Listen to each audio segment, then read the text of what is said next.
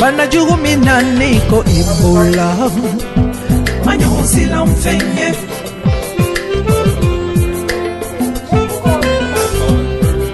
Jangaro minani ko Ebola Manyo sila mfenye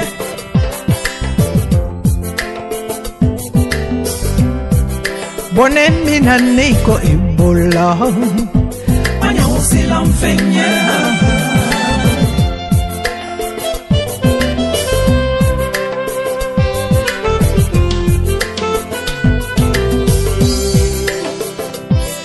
Ebola, seriko iboyarana. Ebola, seriko iboyarana.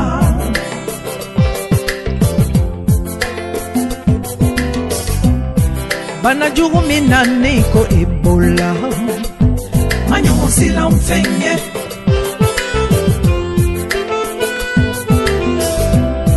Jangaro minani ko Ebola. Manyo sila mfenye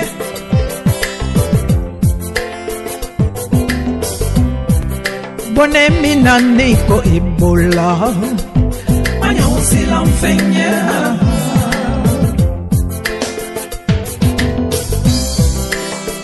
Ite demisenito Ite makoroto Ebola Seriko iboyarala Ite borokolonto Ite waritigito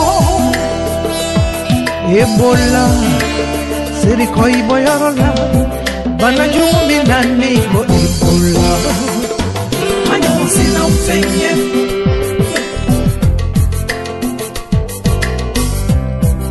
Jangaro minani ko Ebola Manyo sila mfenye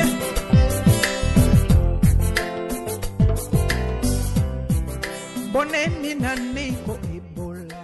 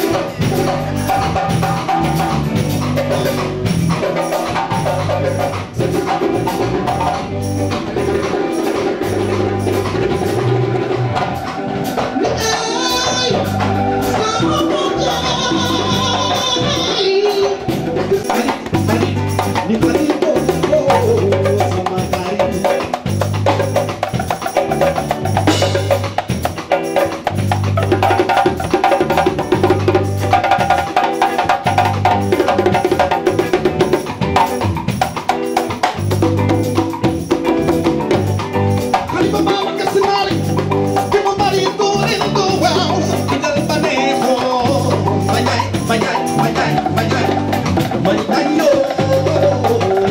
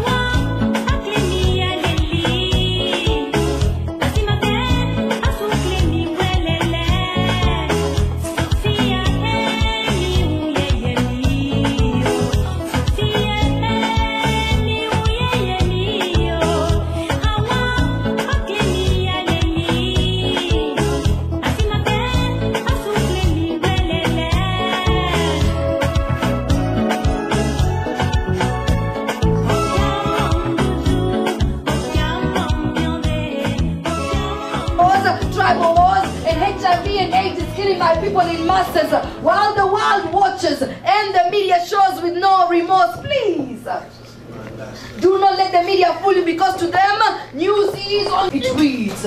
But I'm not going to abandon my people, and I'm not going to disown my ancestors, and no matter what they say, I am not going to deny my race. Instead, I have chosen to stand up for Africa. I have chosen to defend my history, protect my land, eliminate the perpetrators and their wickedness, and declare peace in the name of justice. Let us not forget that Africa is the richest continent in natural resources, from gold to diamond, rubber to copper, timber to oil. Africa is widely known for its tourism industry. Africa exports tea, coffee, just to name a few. Africa is beautifully endowed with the Great Rift Valley, the Victoria Falls, the pyramids, the oceans, the seas, and even its people. And now, 80% of the world's supply of coltan, a mineral that is used to manufacture cell phones, computers, PlayStations in the whole world, is found in Africa. Tell me, what darkness comes from all this light? Yet some of my people want to turn our blessings to curses, letting their flesh control their spirit, making a brother kill his own brother, kill his own father, rape his own mother and his own sister in the name of money, power, riches, and fame. Why? Are we failing to see the big picture that if we stand up together, rid ourselves of all the corrupt leaders, we can attain riches beyond our imagination, for we are already rich. And if we have to trade, let us not exchange our minerals for cheap change while the Western world reaps all the benefits. Let us not exchange our minerals for arms to kill our own people. Who then will stand for us if we cannot stand together for ourselves? Instead, let us exchange our minerals for better machinery and technology so that we can become self-sufficient. And instead of depending on the West, we can all work together. For if we let our selfish interests control us, some of our leaders putting our lives on the line just to fatten their big fat bellies, then we are saying that we did not learn from colonization and slavery, and it will be sad to say that history repeats itself.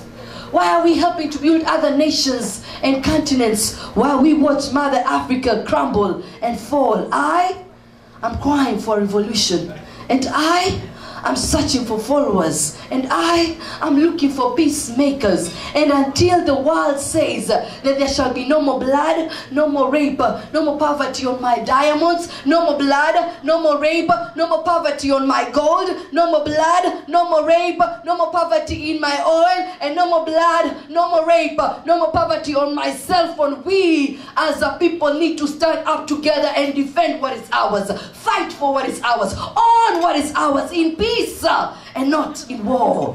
So just like Martin Luther King Jr. had a dream, I too have a dream. I have a dream that one day Africa shall lend and give aid to the world. Oh yes. And I have a dream that one day we shall find the cure to HIV and AIDS and rid our continent of this dreaded disease. I have a dream that one day our children shall teach the Western children our culture instead of it being vice versa. I have a dream that one day all the African heads of states will come together, speak in one voice, and together form and create one country, one continent. The United States of? The United States of? So listen to our mother calling. For when Mama Africa calls, we must answer. And I know that we shall get to the mountain top. Thank you.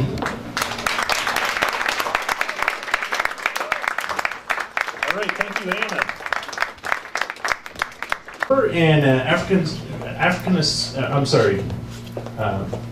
And she is an Africanist scholar and offers courses on West Africa, the African diaspora, and women in Africa. She is the recipient of Study and Research Awards from the Ford Foundation Doctoral Fellowship, Harvard, and various other institutions. Please give a warm welcome to Professor Jeannie Tungara. I think if anything, UAA represents what most of us in this room would see as the essence of Pan-Africanism. And for Anna to bring all of that together for us, from the continent to the USA to the African diaspora as a whole. I think she really was on point with that, because UAA, from its members, from its board members, from the wonderful young people that you see here in this room, these are the ones that run UAA, the young people that are walking around. They're from across the diaspora, they're from Africa, an incredible group of young people that are making this happen.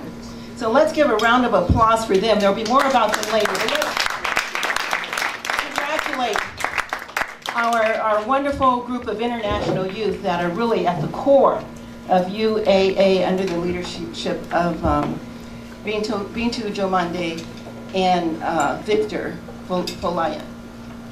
Yes, Victor. And they'll be up in a little while. I suppose all of you understand what UAA is about.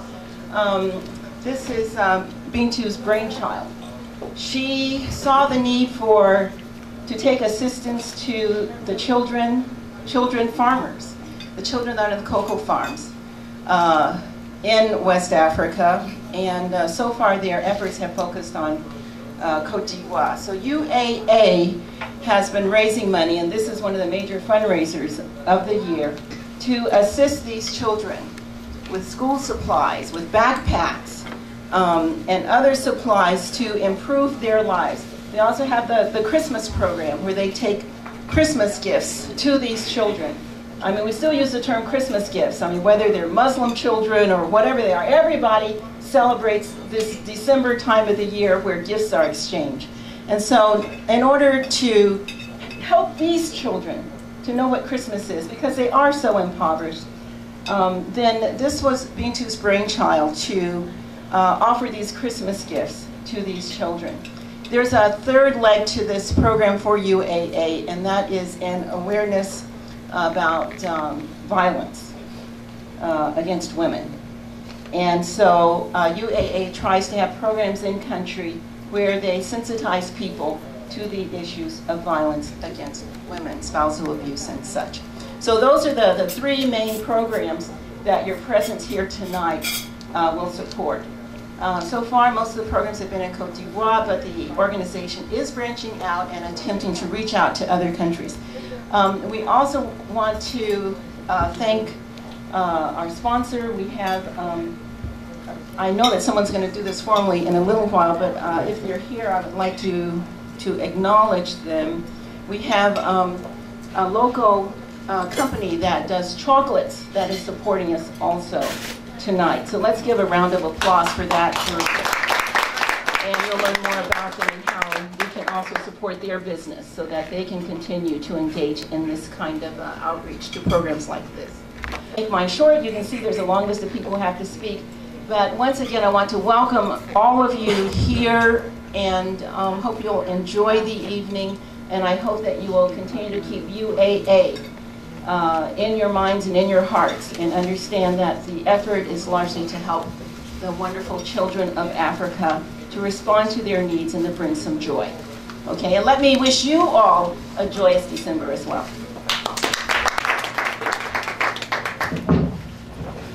Thank you very much, Professor Tungaro. The next speaker tonight that is going to take the podium is going to be Victor Kofi.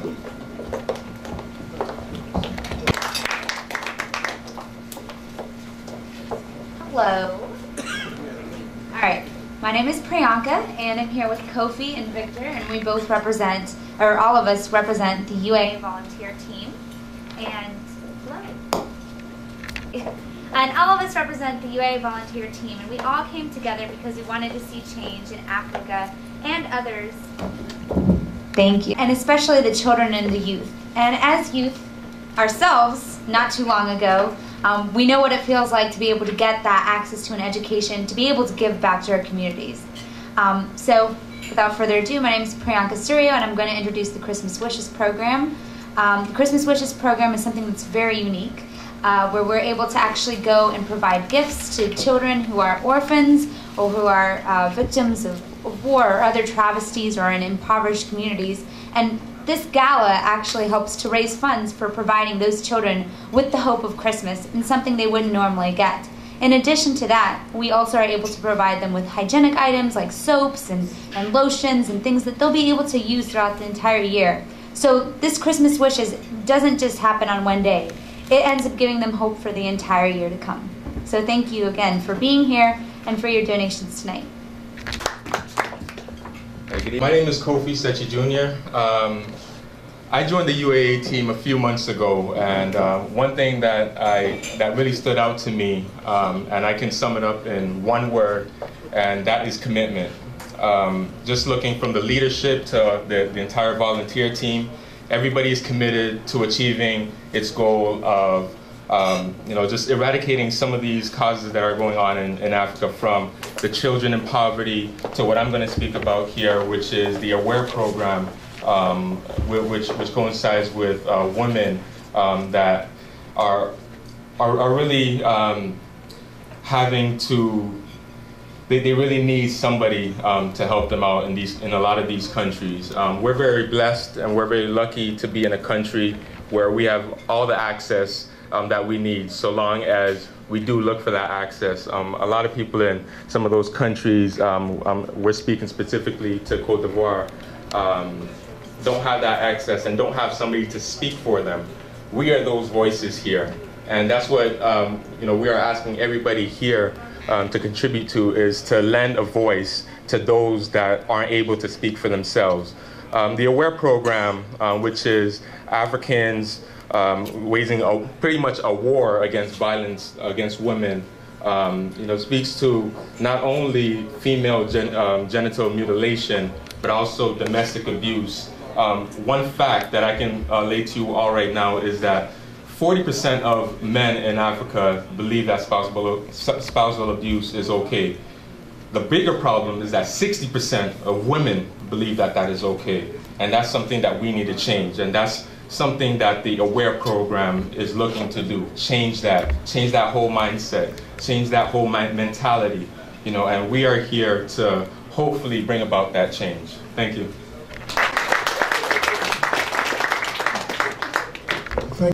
Thank you, Priyanka.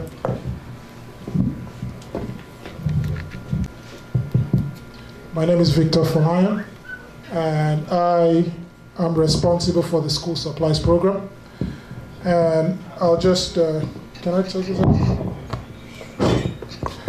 I'll just say just a little bit about the school supplies program. In most of the communities that we are active, especially in Cote d'Ivoire, increasingly in Ghana. It's a region of West Africa called the Cocoa Belt. There's about 5 countries that are included in that Cocoa Belt.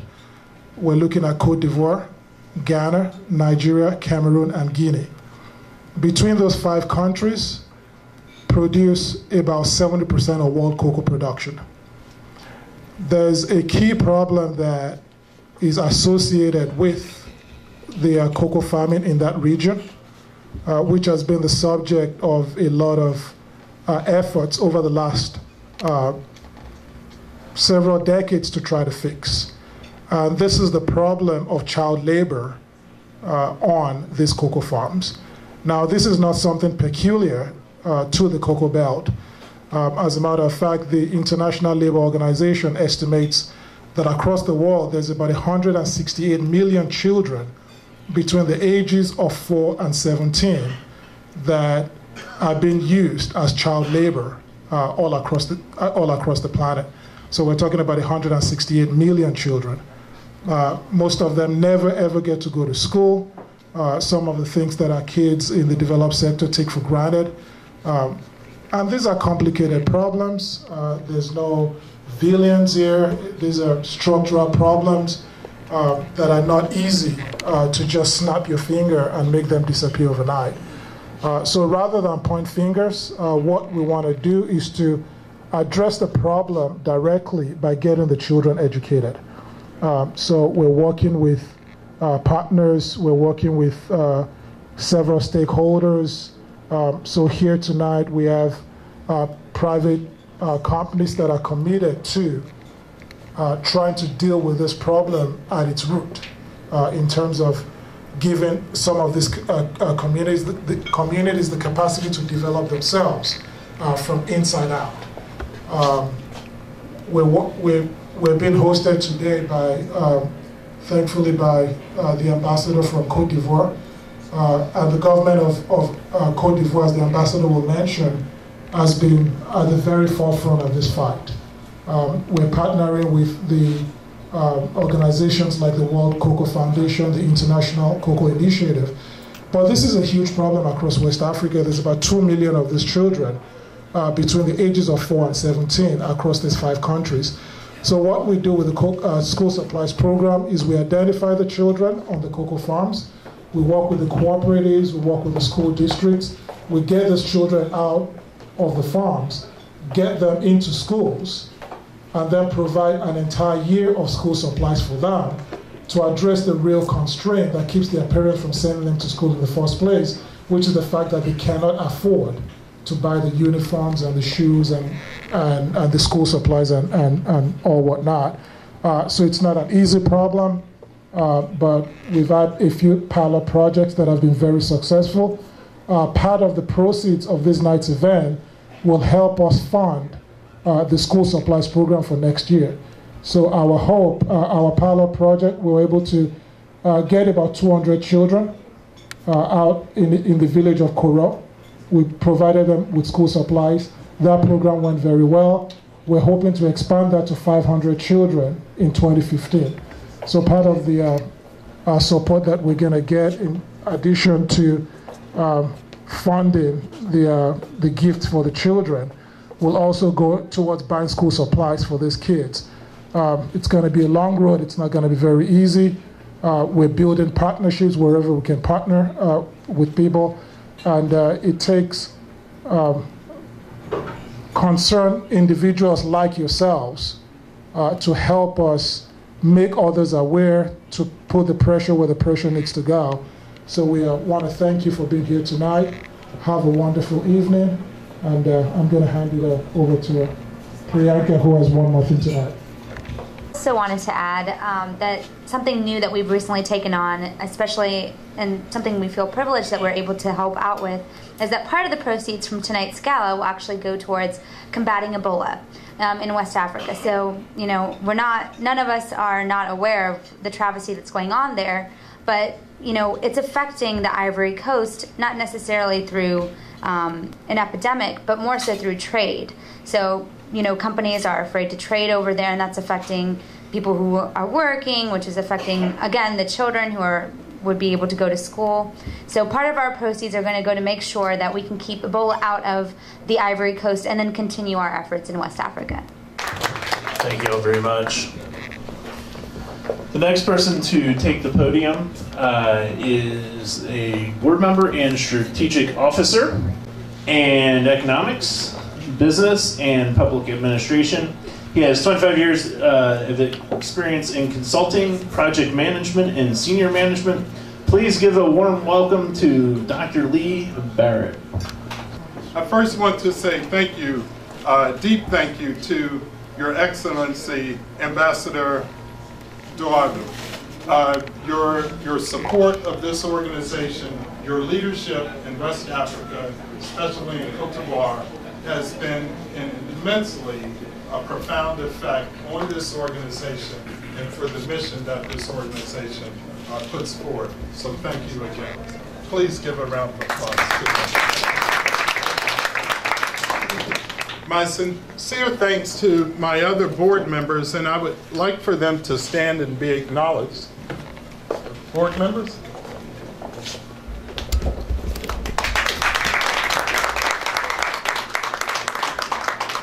And the many volunteers, and especially Ms. Jessica Bentu, I thank them for their support.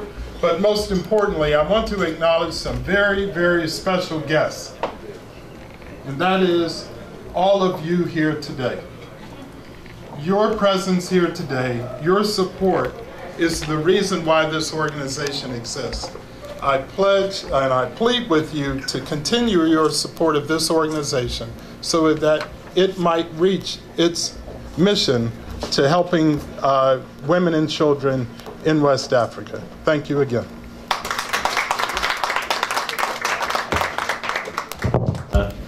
mix that introduction up. Actually, next, I do want to recognize one of the board members, Stanley Strutter.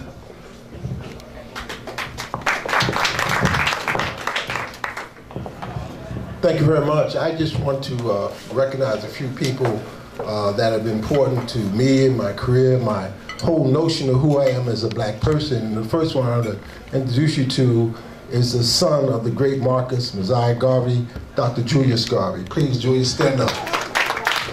In his own right, he is a surgeon, a scholar, and a leader in our community. And I just want to let all of you know, I was in Salvador Bahia in Brazil last week, and they have a huge picture of his father and the words of him, Julius there, and so I said, hey, that's my man, that's his brother, you know? So I want to appreciate it and thank you very much. I also want to point out a young lady who is dynamic. I was, you know, in my world, I'm supposed to be somebody. So I was in Europe in one of the airports, and I'm talking to some guy in the airport and talking about how great I am, the super, you know, I'm the super brother from the hood and all that. And so he said, do you know Janine Scott? I said, what? I said, I know Janine Scott. The super lady, Miss Janine B. Scott. Janine has been at the African Development Bank. She has been one of the leaders at Africa. She's currently took the U.S. Angola Chamber of Commerce from its moral bound, from its death. She pulled it out of the grave and made it one of the top business organizations in Africa in the United States of America. So I want to thank you for your work. Good. At 73, I've been all over Africa, lived in many countries, worked in many countries.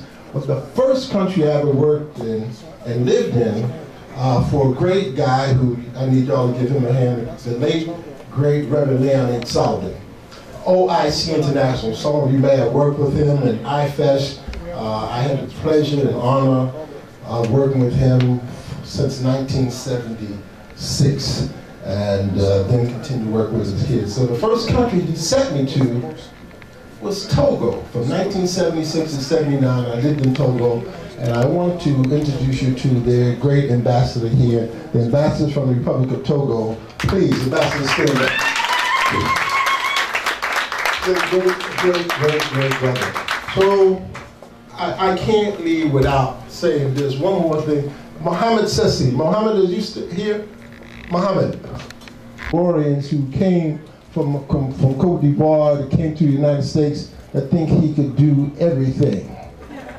And he's done everything, so